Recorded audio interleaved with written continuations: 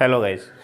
तो आज की इस वीडियो में हम लोग देखेंगे कि किसी भी पॉलिनोमियल का कोफिशिएंट और उसके जीरोज में क्या रिलेशन है। इसी टॉपिक पे बात करेंगे और ये भी बात करेंगे कि जब उनमें कोफिशिएंट और जीरोज का जो रिलेशन है उस पर हायर लेवल के क्वेश्चन कैसे आते हैं एग्जाम में, और आपके बुक का जो भी क्वेश्चन होगा वो तो डिस्कस करेंगे ही।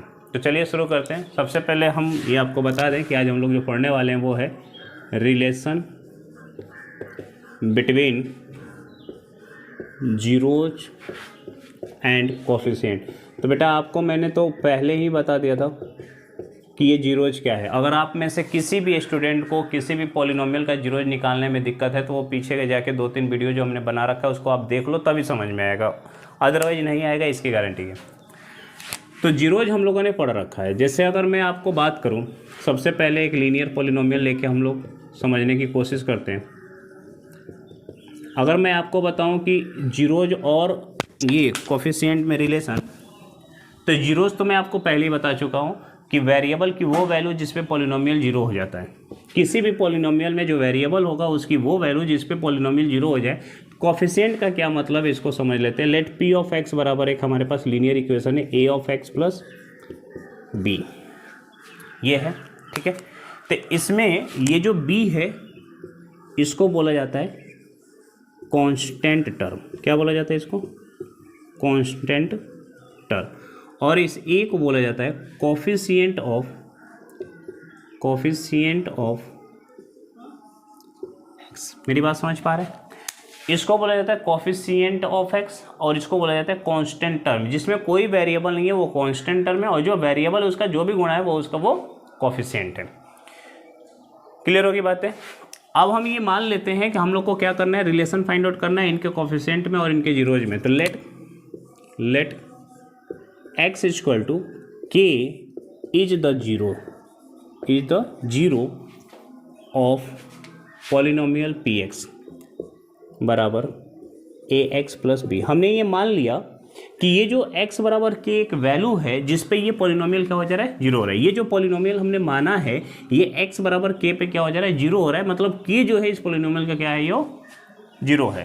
तो जब कभी भी एग्जाम में अगर आए कि किसी पॉलिनोमियल का एक जीरो दे रखा है कोई भी वैल्यू, तो वो उसमें पुट करिएगा और बराबर जीरो करिए, और कोई कहानी नहीं इसमें।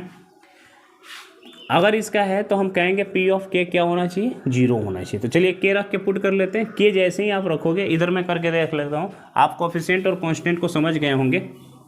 तो पी ऑफ के बराबर हो जाएगा एक linear polynomial p of x बराबर हमने लिया है ए एक्स प्लस बी। तो पी ऑफ के क्या हो जाएगा, ए ऑफ के प्लस बी। और बताओ अगर के जीरो है, के क्या है, जीरो है, तो ये पूरा टर्म क्या हो जाएगा, जीरो के बराबर होगा। जीरो बराबर ए के प्लस बी, और यहाँ से के बराबर हो जाएगा ए के equal to minus of b, और के इक्वल टू हो जाएगा माइनस बी बाई ए। और इस माइनस बी बाई ए को हम क्या लिख सकते हैं, समझिएगा। यही रिलेशन है जीरो और coefficient of zero and coefficient का रिलेशन। तो ये जीरो हो गया, ये कोफिशिएंट हो गया। किसका कोफिशिएंट है, तो ये है कांस्टेंट टर्म बटे कोफिशिएंट ऑफ एक्स, कैसा, निगेटिव में। यही है relation between coefficient and zero. समझ पा रहे हैं? ये लीनियर इक्वेशन का है, इसमें कोई दिक्कत नहीं होगी। मैं एक इस पे क्वेश्चन कराता हूँ, आप समझिएगा इसको अच्छे से। अगर मैं ये कहता हूँ कि एक पॉलिनोमियल है p of x equal to root of 3x minus 2√6, ये एक पॉलिनोमियल है। मैं कह रहा हूँ कि इस पॉलिनोमियल का जीरोज और कोफिशिएंट में क्या रिलेशन है। तो हम बात अगर करें आपसे कि जीरोज निकालना है, तो लेट एक्स इक्वल टू के ऑफ, अगर x बराबर के इसका जीरो है तो हम k बराबर लिख सकते हैं माइनस कांस्टेंट टर्म 2√6 बटे, समझ पा रही हैं, कांस्टेंट टर्म के बराबर minus constant term minus 2√6 divide by root of 3। Minus से माइनस कैंसिल हो जाएगा, ये हो जाएगा 2√6 को लिख सकते हैं 3 × 2 डिवाइड बाई रूट ऑफ 3। √3 से √3 कैंसिल, 2√2। इससे हमारा आ गया क्या, जीरोज। तो इस इक्वेशन का, इस पॉलिनोमियल का जो जीरो है वो क्या है, 2√2 है। 2√2 इसमें रखेंगे तो ये पूरे पॉलिनोमियल किसके बराबर हो जाएगा, जीरो के बराबर हो जाएगा। तो कैसे हम लोगों ने फाइंड किया जीरो जो इनके कोफिशिएंट के बीच रिलेशन, -b/a। -b/a का मतलब कांस्टेंट टर्म बटे coefficient of x। Constant term कितना है बेटा, -2√6 divide by coefficient of x कितना है, √3। हमने इसको सॉल्व किया और k की वैल्यू आ गई 2√2।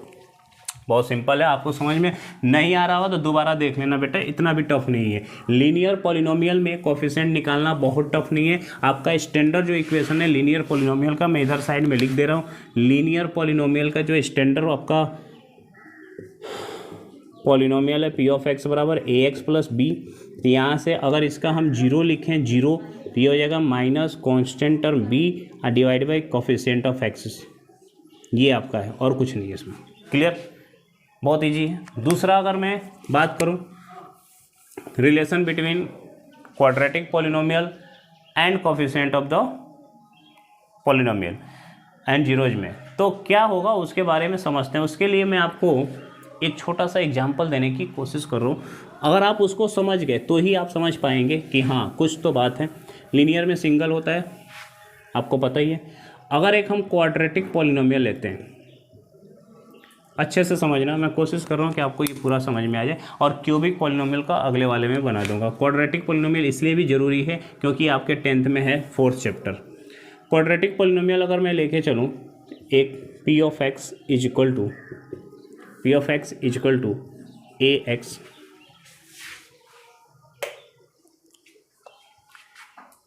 ax square plus bx plus c।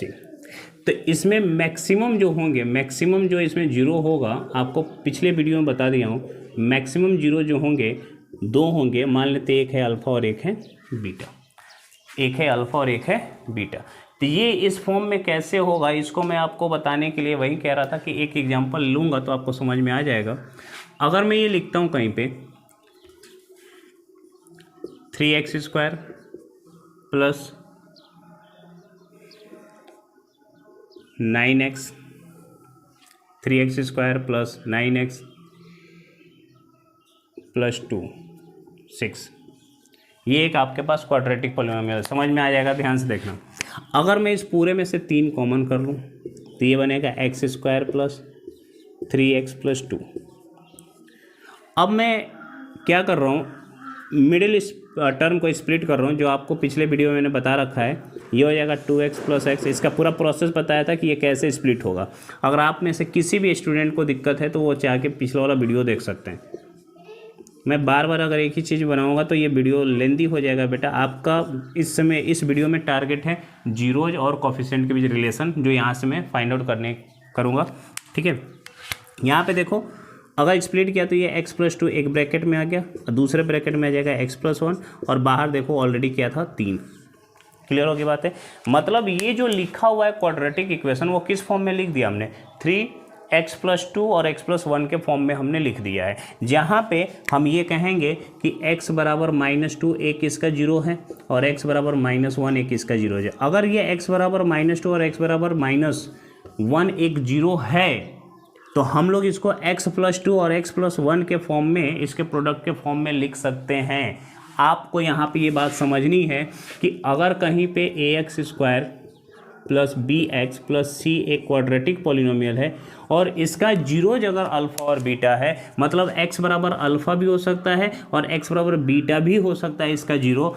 इसको अल्फ़ा बोलते हैं, इसको बीटा बोलते हैं। तो अगर x बराबर अल्फ़ा एक इसका जीरो है, x बराबर बीटा एक इसका जीरो है, मतलब ये दोनों वैल्यू पुट करेंगे तो पॉलिनोमियल की वैल्यू जीरो हो जाएगी। तो हम लोग उसको इस फॉर्म में लिख सकते हैं x minus alpha into x minus beta, इस फॉर्म में लिख सकते हैं। और एक कांस्टेंट आ जाएगा बाहर के, जैसे यहाँ पे आया हुआ था 3। समझ पा रही है। तो अगर मैं ये कहूँ कि इस क्वाड्रेटिक पॉलिनोमियल का 2 जीरो मैक्सिमम हो सकते हैं तो उसको लिख सकते हैं x माइनस अल्फ़ा और x minus beta with a constant k with multiply, जैसे यहाँ पे आया हुआ था। ये quadratic polynomial ax square plus bx plus c के अगर 2 जीरोज हैं, -2 और -1, तो यहाँ पे आएगा एक x प्लस 2 उधर जाएगा तो ये आएगा x प्लस 1 इधर आएगा। तो तो अभी ये दिख रहा होगा x-2 और x-2 और x+2, समझ पा रहे हैं। अब मैं इसको इरेज करूँ, समझिएगा अच्छे से। तो किसी भी क्वाड्रेटिक पॉलिनोमियल के अगर मैक्सिमम 2 जीरोज हैं तो उसको हम लोग x-अल्फा और x-बीटा के फॉर्म में लिख सकते हैं। अब इसको मैं लिख के अच्छे से करा रहा हूँ, समझ में आ जाए तो बेटा ज़रूर शेयर कर देना।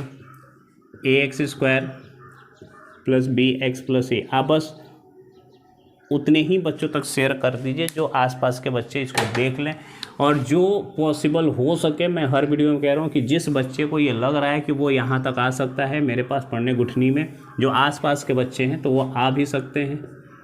यहाँ पे पास में पढ़ने का और मोबाइल पे पढ़ने में बहुत अंतर है। मैं आपको वो चीज़ें सब यहाँ पे प्रोवाइड करा दूंगा जो मैं क्लास में कराता हूँ, लेकिन आप यहाँ ऑनलाइन पढ़ नहीं पाओगे अच्छे से जितना आप ऑफलाइन पढ़ोगे अच्छे से। तो इसलिए मैं कह रहा हूँ कि जो दूर के बच्चे हैं जिनके पास कोई ऑप्शन नहीं आने का, वो तो यहीं से काम चला लें, लेकिन जो पास के हैं वो पढ़ सकते हैं। अब देखो ax² + bx + c के x-अल्फा और x-बीटा।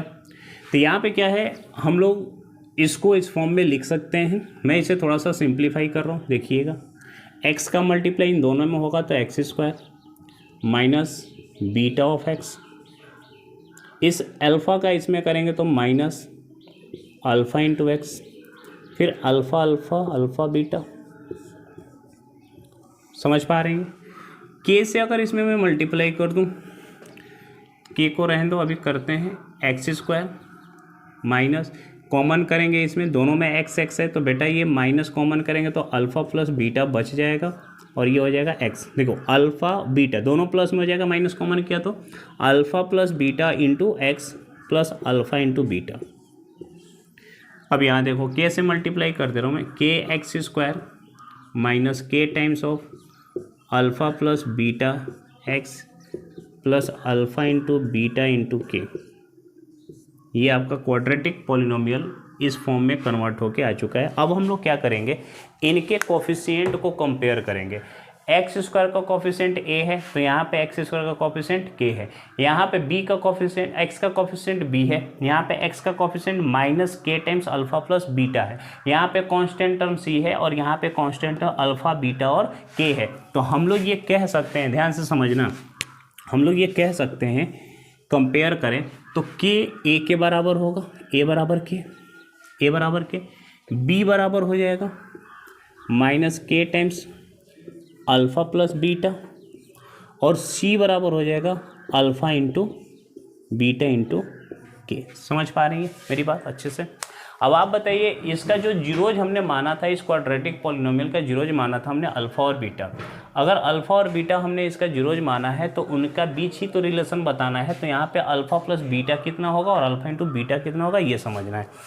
अगर मैं यहीं से अल्फ़ा + बीटा की बात करूँ, अल्फ़ा + बीटा, तो ये माइनस टाइम्स उधर चला जाएगा b/k। k की वैल्यू अगर हम लोग पुट कर दें तो k क्या है हमारा, a के बराबर है, तो इसको लिख सकते हैं -b/a, और इसी को लिखा जाता है बेटा कोफिशिएंट ऑफ x बटे कोफिशिएंट ऑफ x²। ये रिलेशन है कोफिशिएंट और जीरोज में। क्लियर होगी ये बात है, आपको समझ में आ रहा होगा, अच्छा लग रहा है। उसके बाद है ये अल्फ़ा × बीटा × k। तो यहाँ से अगर मैं अल्फ़ा बीटा लिखूँ तो यहाँ से अल्फ़ा बीटा लिखेंगे तो c/k हो जाएगा, और c/k की जगह में क्या लिख सकते हैं, c/a। तो इसको हम लोग लिख सकते हैं कांस्टेंट टर्म बटे कोफिशिएंट ऑफ x²। ये रिलेशन एक आ गया। अब हम लोग फाइनली ये कह सकते हैं, आप इसको नोट कर लीजिएगा पॉज करके, आप देखो यहाँ पे ध्यान दो, हम लोग यहाँ से फाइनल एक रिलेशन क्या बता सकते हैं कि अगर एक पॉलिनोमियल p ऑफ x यहाँ लिखा है और इसके जीरोज अल्फ़ा और बीटा होंगे, तब इनका सम ऑफ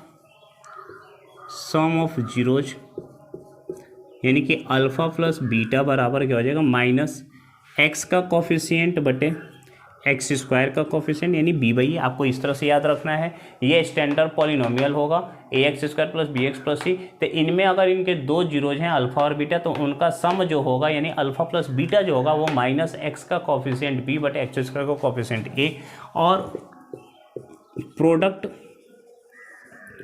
ऑफ जीरो की बात करेंगे तो ये होगा अल्फ़ा इंटू बीटा और ये हो जाएगा बेटा सी बाई ए। ध्यान रखिएगा, बस यही आपको ध्यान रखना है। क्लियर है ये?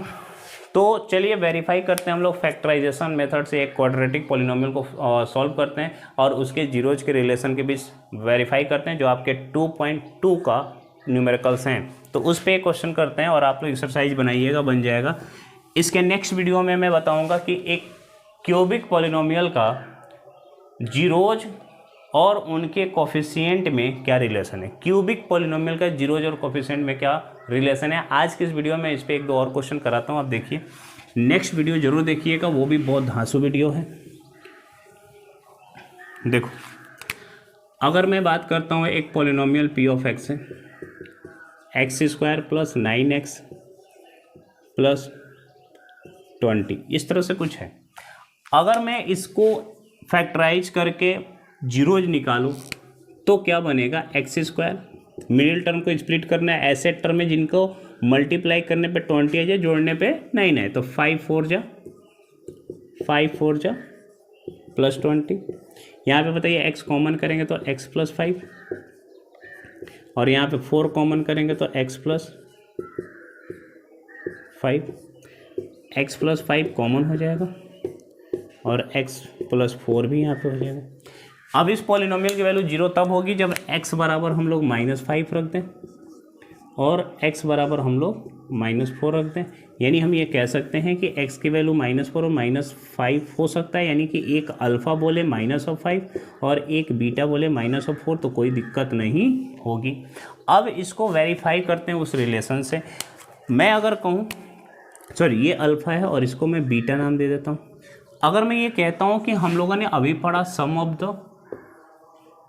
ऑफ जीरोज, यानी कि अल्फ़ा प्लस बीटा, तो आप बताइए अल्फ़ा प्लस बीटा कितना होगा, -x का कोफिशिएंट 9 बटे एक्स स्क्वायर का कोफिशिएंट 1। यहाँ पे एक्स स्क्वायर का कोफिशिएंट कितना है, 1 है। अगर मैं इसे कंपेयर करूँ standard polynomial p of x ax square plus b x plus c से, तो यहाँ पे a बराबर देखो बेटा 1 है, b बराबर देखो यहाँ पे 9 है और c बराबर देखो क्या है 20 है। इन्हीं की वैल्यू a b c में रख देना है। यानी कि सम ऑफ द जीरोज हमने जो पढ़ा था वो b बाई ए पढ़ा था माइनस b बाई ए, तो x का कोफिशिएंट 9 है और y एक्स स्क्वायर का कोफिशिएंट 1 है, तो ये आ गया -9।